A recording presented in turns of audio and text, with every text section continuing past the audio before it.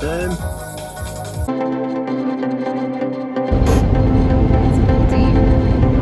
that windy? Yeah, did you see that truck?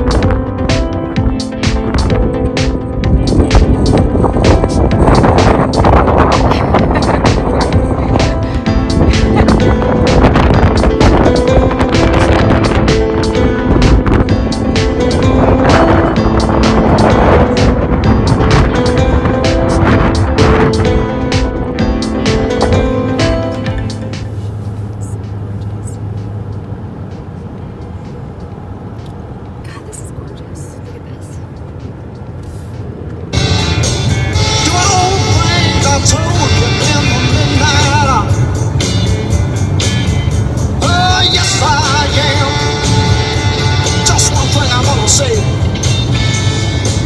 I'm gonna wait till the stars come out now to see the twinkle in your eye. Yeah. I'm gonna wait till the Should've used GPS, suckers! Man, finally something's working out in our favor. And then there's just a bridge up here that's like not there anymore, and you literally have to just turn all the way around.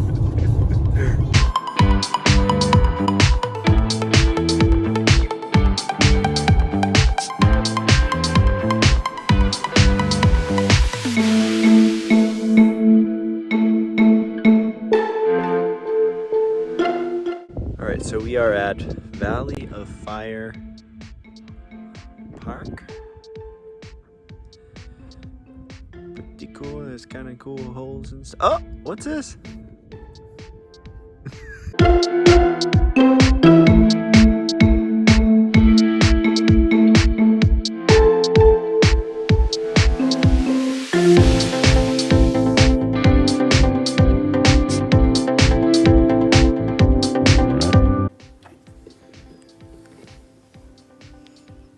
It's a video. Okay. Pretty high up here. It's really nice weather.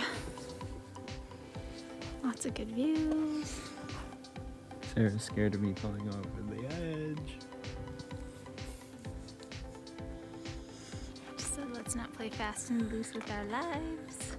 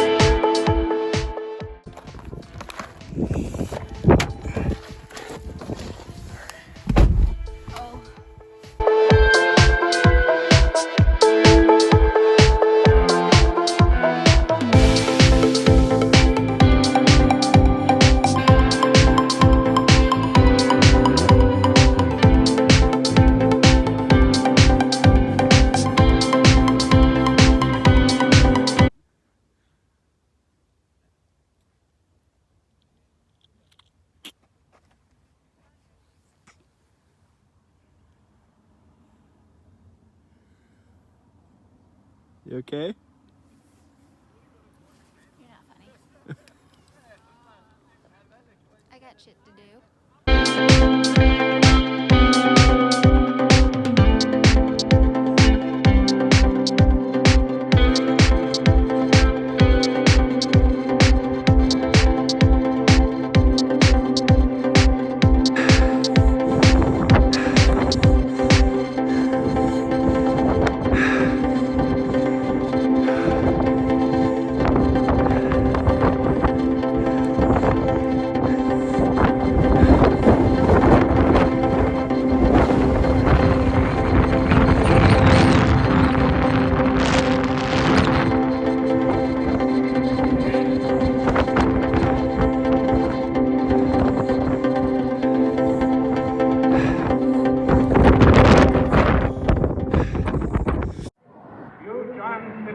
Kennedy, do solemnly swear I, John Fitzgerald Kennedy, do solemnly swear that you will faithfully execute the office of President of the United States that I will faithfully execute the office of President of the United States and will, to the best of your ability, and will, to the best of my ability, preserve, protect, and defend the Constitution of the United States. preserve, protect, and defend the Constitution of the United States. So help you God.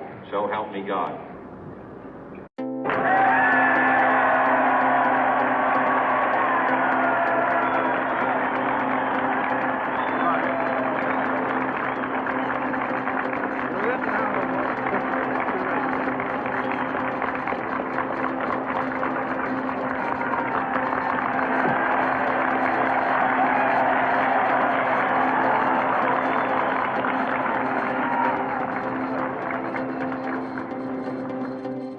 Vice President Johnson, Mr. Speaker, Mr. Chief Justice, President Eisenhower, Vice President Nixon, President Truman, Reverend clergy, fellow citizens.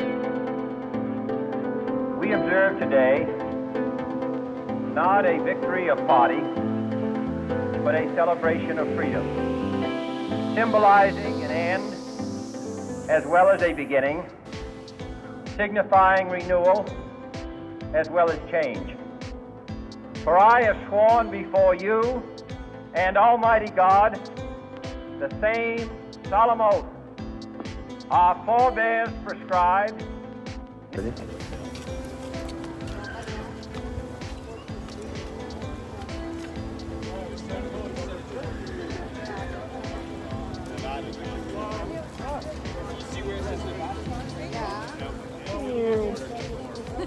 Go.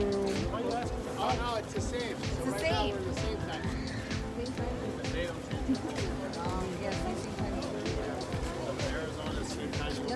Nearly a century and 3/4 ago. The world is very different now, for man holds in his mortal hand the power to abolish all forms of human poverty and all forms of human life. And yet the same revolutionary beliefs for which our forebears fought are still at issue around the globe. The belief that the rights of man come not from the generosity of the state, but from the hand of God. We dare not forget today that we are the heirs of that first revolution.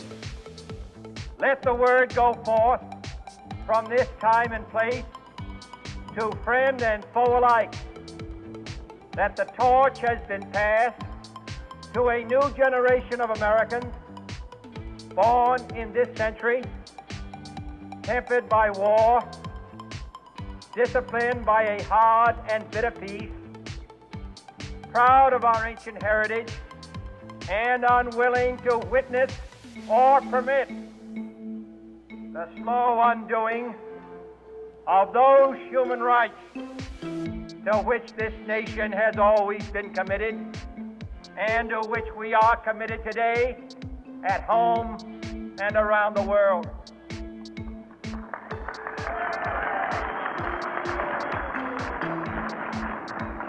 Let every nation know whether it wishes us well or ill, that we shall pay any price, bear any burden, meet any hardship, support any friend, oppose any foe, to assure the survival and the success of liberty.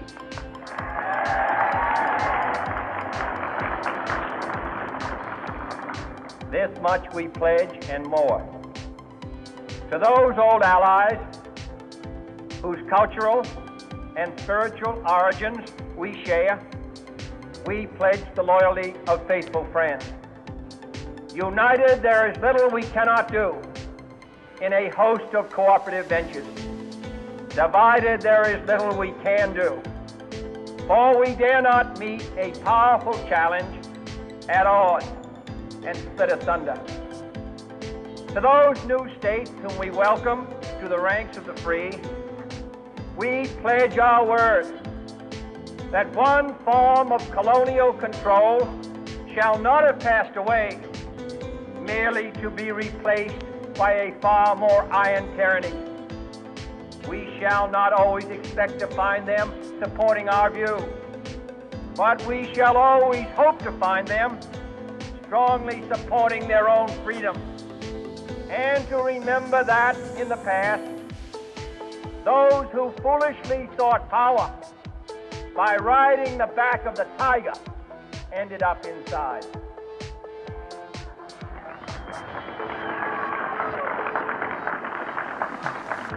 To those people in the huts and villages of half the globe struggling to break the bonds of mass misery, we pledge our best efforts to help them help themselves for whatever period is required, not because the communists may be doing it, not because we seek their votes, but because it is right. If a free society cannot help the many who are poor, it cannot save the few who are rich.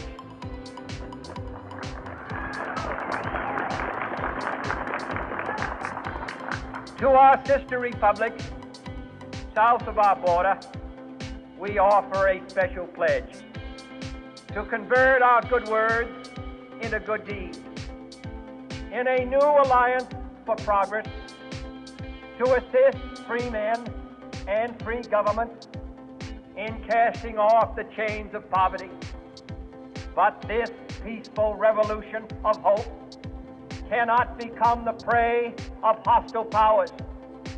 Let all our neighbors know that we shall join with them to oppose aggression or subversion anywhere in the Americas. And let every other power know that this hemisphere intends to remain the master of its own house.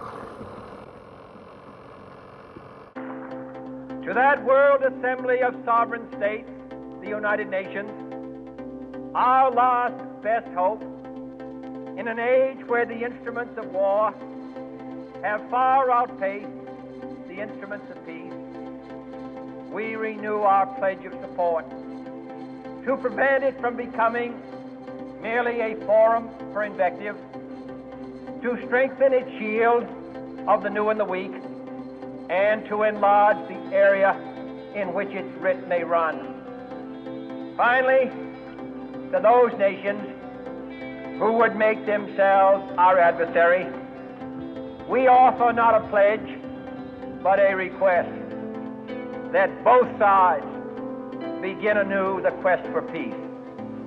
Before the dark powers of destruction unleashed by science, engulf all humanity in planned or accidental self-destruction.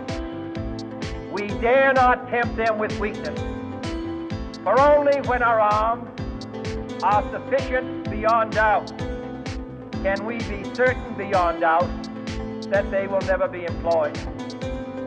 But neither can two great and powerful groups of nations take comfort from our present course, both sides overburdened by the cost of modern weapons, both rightly alarmed by the steady spread of the deadly atom, yet both racing to alter that uncertain balance of terror that stays the hand of mankind's final war. So let us begin anew, remembering on both sides that civility is not a sign of weakness, and sincerity is always subject to proof. Let us never negotiate out of fear, but let us never fear to negotiate.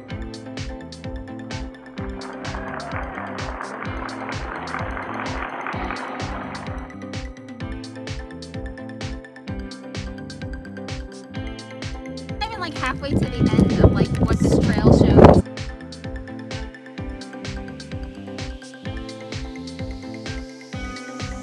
Let both sides explore what problems unite us, instead of belaboring those problems which divide us. Let both sides, for the first time, formulate serious and precise proposals for the inspection and control of arms, and bring the absolute power to destroy other nations under the absolute control of all nations.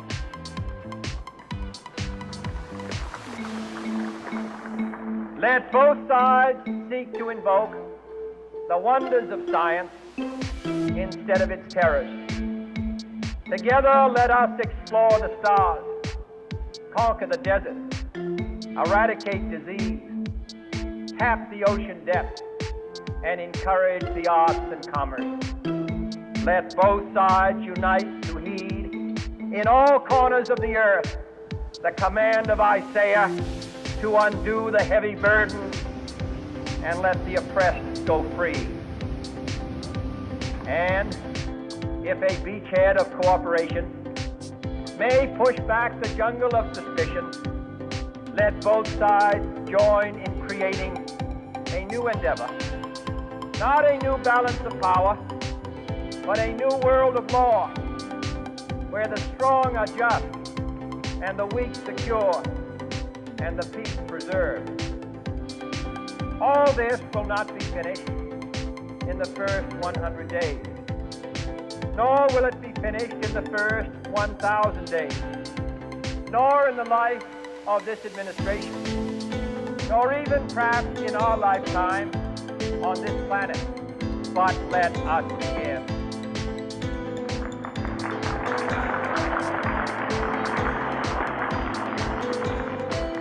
In your hands, my fellow citizens, more than mine, will rest the final success or failure of our course. Since this country was founded, each generation of Americans has been summoned to give testimony to its national loyalty. The graves of young Americans who answered the call to service surround the globe. Now the trumpet summons us again, not as a call to bear arms, though arms we need, not as a call to battle, though in battle we are, but a call to bear the burden of a long twilight struggle, year in and year out, rejoicing in hope, patient in tribulation, a struggle against the common enemies of man, tyranny, poverty, disease, and war itself. Can we forge against these enemies a grand and global alliance, north and south, east and west, that can assure a more fruitful life for all mankind? will you join in that historic effort?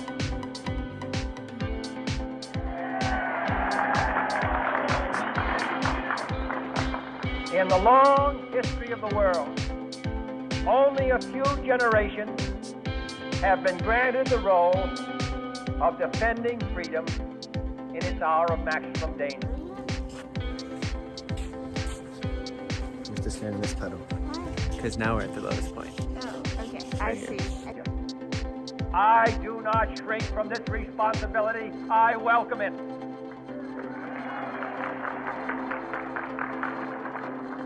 I do not believe that any of us would exchange places with any other people or any other generation. The energy, the faith, the devotion which we bring to this endeavor will light our country and all who serve it. And the glow from that fire can truly light the world. And so, my fellow Americans, ask not what your country can do for you. Ask what you can do for your country.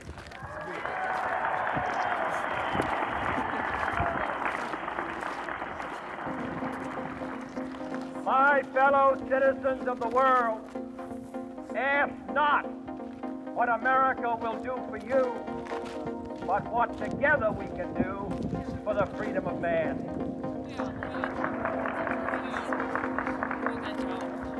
Finally, whether you are citizens of America or citizens of the world, ask of us here the same high standard of strength and sacrifice which we ask of you.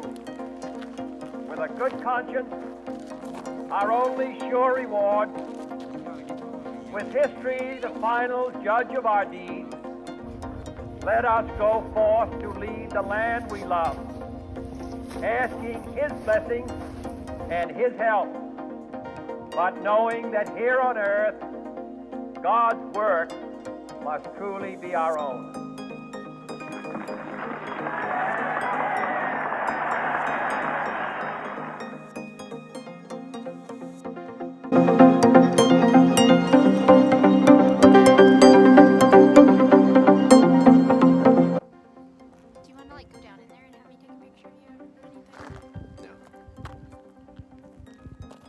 Careful, don't move, because I don't want you falling over the edge. Boop. You die.